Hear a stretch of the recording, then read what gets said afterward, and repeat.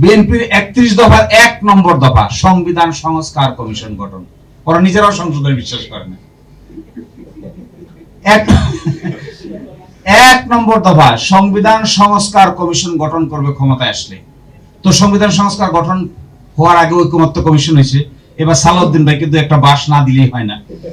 দেখেন কি কয় সে বলছে গতকালকে, কি আশ্চর্য কথা, উনি বলছেন গতকালকে যে প্রধান নির্বাচন কমিশনার নাকি সংবিধান ভায়োলেট করে ওই শপথের পত্রটা তাকে পাঠিয়েছে।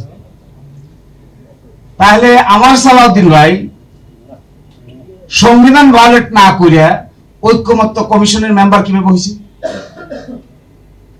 ঐকমত্য কমিশনের one of the influential member ছিলেন mister home minister mister Salahuddin Ahmed.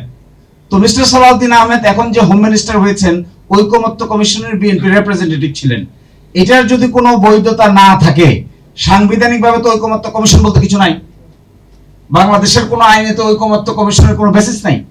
তাহলে এইটার সদস্য ওইটা হয়ে ওখানে ওই সদস্য হয়ে তিনি নিজে সংবিধান কিভাবে সংস্কার করা যায় ওই পরামর্শ দিচ্ছেন। ওটা কি হলো, সংবিধানের ভিতরে হয়েছে? এটা যদি সংবিধানের ভিতরে না হয়, তাহলে আমাদের নির্বাচন কমিশনার, প্রধান নির্বাচন কমিশনার একটা শপথের চ্যাপ্টার সাপ্লাই করে যদি সংবিধান ভায়োলেট করেন, তাহলে আমাদের সালাউদ্দিন ভাই সংবিধান সংস্কার কমিশনের কথা, সংবিধান সংস্কারের কথা বলে ঐকমত্য কমিশনের one of the major role player হলে কি সংবিধান ভায়োলেট করে নাই? নিশ্চয়ই করেছে। একে যদি দোষ দিতে হয়, ওনাকে তার ডাবল দোষ দিতে হয়।